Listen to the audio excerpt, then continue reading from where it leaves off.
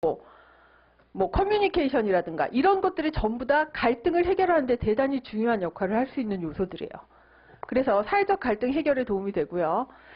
그 다음에 공익활동에 대한 시민 참여를 강화하고 공동체 이익을 증진할 수 있다. 뭐 후쿠야마가 한 말은 그냥 보시면 될 것 같고, 요걸 기반으로 했을 때 우리가 생각해 볼 게, 제가 이제 NGO 얘기하다가 사회적 자본을 연결해서 말씀을 드리는 이유가, 이 사회적 자본 이론이 결국 강조하는 건 뭐냐면, 그 제3섹터의 출현과 좀 밀접한 관련성이 있어요. 그 시장이나 강한 국가 대신에 대안이 뭐가 돼야 되냐면 강한 시민사회가 돼야 된다는 거예요. 그러니까 문제 해결을 하는 데 있어서. 그러니까 시장도 한계가 있고 정부의 이제 권위, 이걸로도 한계가 있다라는 거죠. 그래서 그 강한 사회가 경제 발전과 사회 발전을 가능하게 한다고 보는 거죠. 이제 앞으로는 그럴 거라는 거예요. 제3의 이제 대안으로서 이제 사회적 자본을 보는 거고, 이 신뢰와 규범, 이 사회적 자본이라는 게 중요한 게, 이게 국가가 사회적 자본을 축적하겠다고 해서 이게 축적되는 게 아니죠. 이게 정부가 정책적으로 하는데 한계가 있어요. 물론 법이나 제도를 잘 만들고 집행을 잘하면 밑에 나온 것처럼 정부가 이제 법 집행을 공정하게 하고 일관성 있게 하고 하면 사회적 자본이 서서히 축적이 되겠지만, 이게 정부가 할 수 있는 역할은 상당히 한계가 있을 수 있어요. 그렇다고 뭐 시장이 할 수 있는 일이냐? 그것보다는 뭐 경제 주체라고 했는데, 이제 시민사회의 그 시민이라고 하는 주체들이 자발적으로 노력을 해서 자생적으로 형성된다는 거예요. 물론 이제 정부가 여러 가지 법이나 제도적인 노력을 통해서 이제 기여를 해야 되겠지만, 이게 상당히 요원할 수 있는 일이죠. 하루아침에 신뢰가 형성되는 건 아니잖아요. 정부가 정책 하나 잘했다고 해서 갑자기 정부에 대한 신뢰도가 막 높아지나요? 그렇진 않죠. 그 만년 말썽 부리는 애가 어느 날 갑자기 착한 아이 코스프레를 한다고 해서 얘가 개가천선했나? 이런 생각을 하게 되나요? 아니죠. 오늘 제가 뭘 잘못 먹었나? 오늘 해가 서쪽에서 뜨겠네? 그런 생각을 하지. 지속적인 뭐가 있어야만 이게 축적이 되는 거란 말이에요. 그래서 보시면 이제 이런 내용들은 여러분이 생각을 해보셔야 될 게, 사회적 자본을 그럼 확충하려면 어떻게 해야 되느냐. 제가 지난 시간에 말씀을 좀 간단히 드린 것 같은데, 우리가 특히 이제 정부와 국민과의 관계에서 정부에 대한 불신이 대단히 높은 이유 중에 하나가 정부의 법 혹은 여기서 정책이라고 보셔도 될 것 같아요. 그 법, 정책, 이게 과연 국민들에게 공평하게 집행이 됐느냐, 여태까지. 일관성 있게 집행이 됐느냐. 결국은 신뢰관계는 어떻게 판단되는 거예요? 상대방과의 상호작용, 지속적인 상호작용을 통해서 습득이 되는 거예요. 근데 지금까지 내가 이제 여러분이 한 20대 초반 정도 되실 것 같은데, 정부와 별로 관계를 맺어본 일이 별로 없으시죠? 그렇지 않나요? 사실은 뭐 매 순간 맺고 있는데 그런 생각은 별로 안 하고 산단 말이에요. 근데 그럼에도 불구하고 여러분은 좀 다르실 수 있겠네요. 그래도 공직을 꿈꾸시니까 정부에 대한 신뢰도가 상당히 다른 국민들보다 높을 수도 있겠어요. 자, 근데 이제 저 같은 사람은 그 정부에 대한 행정학을 전공했음에도 불구하고 불신도가 대단히 높단 말이에요. 자, 하루아침에 이게 바뀌어요? 왜 불신이 생겼을까요? 제가 이렇게 쭉 보면서, 이제 저뿐만 아니라 사람들이 쭉 보면서 정부가 어떤 정책 발표를 하고 어떤 법을 만들고 이렇게 집행하는 과정을 쭉 보니까 어때요? 하루 이틀 본 게 아니죠. 1년, 2년, 3년, 4년 정권이 바뀔 때, 정권이 바뀌었으니까 달라지겠지. 그런 기대감으로 봤는데 별로 달라지는 게 없다. 자, 그러니까 새로운 대통령이 혹은 새로운 이제 고위공직자가 나와서 이제 막 새로운 정책 얘기를 막 한단 말이에요. 뭐 정부 패러다임 2.0도 있었지만 3.0 얘기를 하면서 이제 달라질 거다 막 얘기를 하는데 쉽게 믿음이 가요? 그렇지 않아요. 왜 그러냐면 이제까지 정부가 보여준 모습이 그다지 공정하지 않았고 효율적이지 않았고 일관성 있지 않았고 믿을만하지 않았거든요.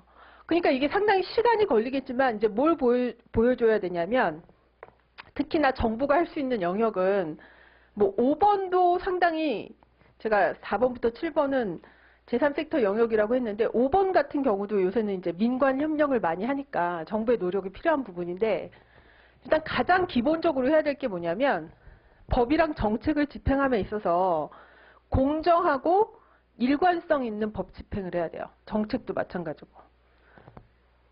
보시면 아시겠지만 정권이 바뀔 때마다 정책 기조가 바뀌잖아요. 많은 예가 있는데 아주 대표적인 게 부동산 정책이죠. 부동산 정책이고, 그 다음에 교육 정책도 그 정권의 약간 이데올로기 성격? 이데올로기라고 얘기하면 좀 그렇고, 교육 정책의 기조도 좀 달라지고요. 심지어는 역사책의 근현대사 기술을 어떻게 하느냐를 가지고도 막 정권이 바뀔 때마다 그런 얘기를 한다는 게, 우리가 일본 역사 왜곡한다고 욕하는데 제 생각에 그다지 그렇게 큰 차이 없는 것 같아요.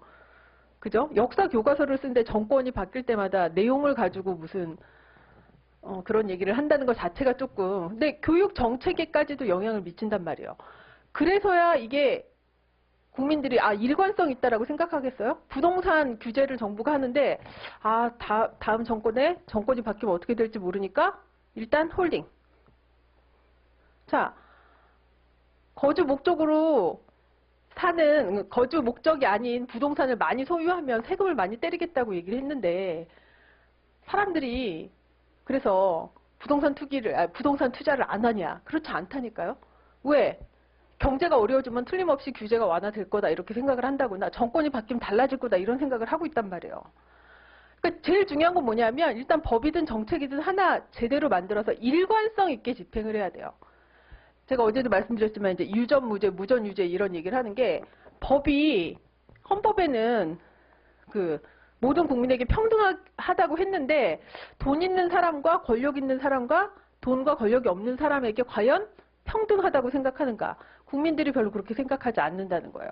이거랑 관련된 통계들은 대단히 많은데, 우리나라의 법 집행에 대한 공정성, 그 다음에 법을 지키면 손해라고 생각하는가? 남보다 열심히 지키면 손해라고 생각하는가? 이런 거에 대한 여론조사 통계를 보면 상당히 놀랍죠. 놀라워요. 제가 KBS 스페셜 얘기를 계속 하는데 거기 보시면 실험을 했어요. 전 세계를 돌아다니면서 CEO들, 그 다음에 이제 주요한 리더들을 놓고 실험을 한 거예요. 무슨 실험을 했냐면, 상황을 줘요. 친구랑 같이 둘이 야심한 밤에 운전을 하고 가는데, 차를 타고 가는데, 친구가 운전을 하고 있었어요. 친구가 이제 운전을 하면서 밤에 딴짓을 하다가 사람을 친 거야. 그래서 죽었어요. 사람이 죽었단 말이야. 근데 뺑소니를 친 거야. 그 상황에서 이제 병원을 데리고 가지 않고 뺑소니를 쳤어요. 근데 이제 나중에 이제 경찰한테 이게 잡혔단 말이에요. 그러면 이제 나는 목격자잖아요. 목격자. 친구랑 같이 운전하는 친구 옆에 타고 있었으니까. 그런 경우에 친구를 경찰에게 사실대로 이런 상황에서 하고 뺑소니를 했다, 이거를 사실대로 경찰에게 얘기를 할 거냐, 아니면 실수가 있었다거나 이렇게 덮어줄 거냐라고 했을 때, 그거를 국가별로 조사를 했는데, 대부분의 선진국들은 90% 이상이 다 친구를 신고한다였어요. 한국은 어땠을까요? 한 40% 정도만 신고한다고 나왔대요. 그래서 실험 결과를 가지고 이제 외국에서 진행한 실험인데, 한국인은 믿을 수 없는 사람들이다.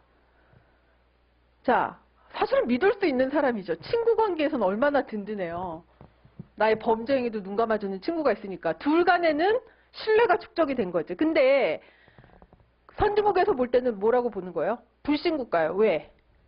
개인 간의 신뢰를 우선시한 나머지, 개인 간의 사적인 친밀도를 우선시한 나머지, 공익이라는 거, 법 규범이라든가 사회 전체의 가치를 해칠 수 있는 그런 행동에 대해서 눈 감아주는 행동을 하는 사람들이 많다는 거예요. 비단 친구 관계에서만 그렇겠어요? 기업 활동을 하는데도 기업 윤리라는 거를 지키지 않는다는 거야.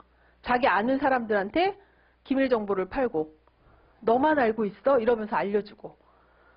자, 그래서 한국인은 믿을 수 없는 사람들이다. 항상 경제 거래를 할 때도 조심해라. 그런 얘기를 이제 농담 삼아서 던지는데, 농담이 아니겠죠. 자, 그게 전부 다 뭐랑 관련된 거냐면 이런 것들이랑 관련돼 있다는 거예요. 공정하고 효율적인 법 집행, 정부가 해야 될 부분. 그 다음에 이건 이제 나중에 합법성